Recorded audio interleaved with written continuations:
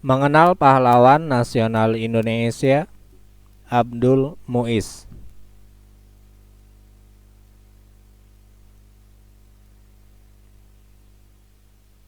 Abdul Muiz adalah seorang sastrawan, politikus, dan wartawan Indonesia. Ia merupakan pengurus besar Sarekat Islam dan pernah menjadi anggota Dewan Rakyat mewakili organisasi tersebut.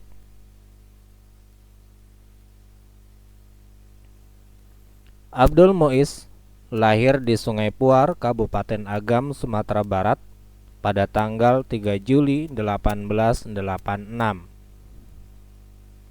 Ia adalah seorang Minangkabau, putra Datuk Tumanggung Sultan Sulaiman. Ayahnya merupakan seorang Demang yang keras menentang kebijakan Belanda di dataran tinggi Agam. Selesai dari ELS, Abdul Muiz melanjutkan pendidikannya ke Sekolah Kedokteran di Stobia, Jakarta. Namun karena sakit, ia tidak menyelesaikan pendidikannya di sana.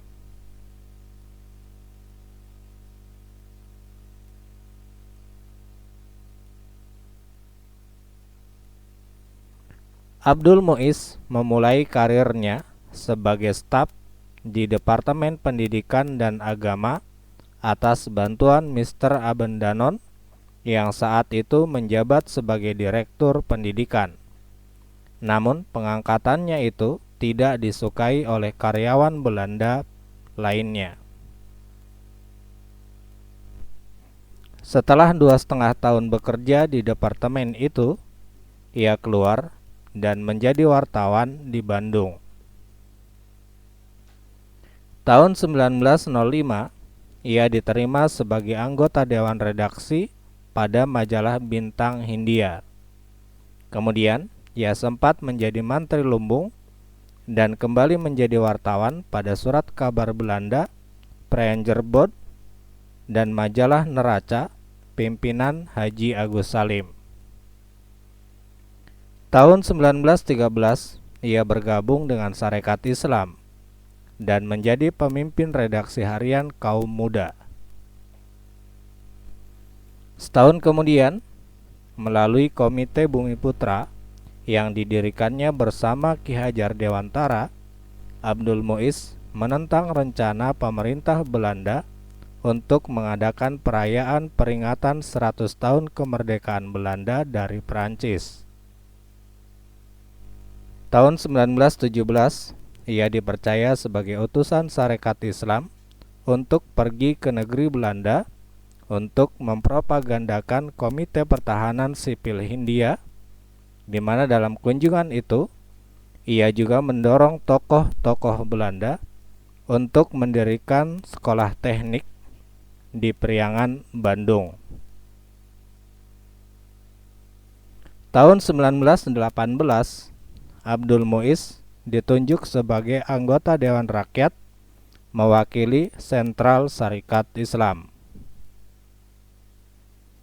Juni 1919, seorang pengawas Belanda di Toli-Toli, Sulawesi Utara, dibunuh setelah ia berpidato di sana. Abdul Muiz dituduh telah menghasut rakyat untuk menolak kerja rodi, sehingga terjadi pembunuhan tersebut. Atas kejadian itu, ia dipersalahkan dan dipenjara. Selain berpidato, ia juga berjuang melalui berbagai media cetak. Dalam tulisannya, pada harian berbahasa Belanda The Express, Abdul Muiz mengecam seorang Belanda yang sangat menghina Bumi Putra. Tahun 1920, dia terpilih sebagai ketua pengurus besar Perkumpulan Buruh Pegadaian. Setahun kemudian, ia memimpin pemogokan kaum buruh di Yogyakarta. Tahun 1923, ia mengunjungi Padang, Sumatera Barat. Di sana, ia mengundang para penghulu adat untuk bermusyawarah menentang pajak yang memberatkan masyarakat Minangkabau. Berkat aksinya tersebut, ia dilarang berpolitik. Selain itu, ia juga dikenakan pasentesel yang melarangnya tinggal di Sumatera Barat dan keluar dari Pulau Jawa. Kemudian, ia diasingkan ke Garut. Di kota ini, ia menyelesaikan novelnya yang terkenal yaitu Salah Asuhan. Abdul Muiz merupakan tokoh yang begitu komitmen terhadap perjuangan dan nasib rakyat yang saat itu sedang dijajah. Tidak hanya melalui garis profesi sastrawan, ia bahkan berjuang dalam dunia politik. Tulisan-tulisan Abdul Muiz yang tajam dan gerakan-gerakan politiknya itulah yang kemudian menyebabkannya dilarang tinggal di tempat kelahirannya. Ia kemudian memilih daerah Garut sebagai tanah pengasingannya, dan di sanalah ia menghabiskan sisa-sisa hidupnya. Tahun 1926, ia terpilih menjadi anggota Dewan Pemerintah Daerah pada daerah Garut. Dan 6 tahun kemudian, ia diangkat menjadi pengawas Dewan Pemerintah Daerah. Jabatan itu diembannya hingga Jepang masuk ke Indonesia pada tahun 1942. Setelah kemerdekaan, ia mendirikan Persatuan Perjuangan Priangan yang fokus pada pembangunan di Jawa Barat dan masyarakat Sunda.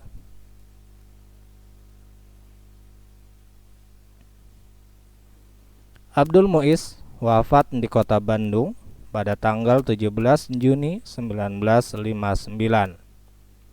Jenazahnya dimakamkan di Taman Makam Pahlawan Cikutra, Bandung. Ia wafat meninggalkan 2 orang istri dan 13 orang anak. Atas jasa-jasanya, pemerintah Indonesia menetapkan Abdul Muiz sebagai pahlawan nasional pada tahun 1959.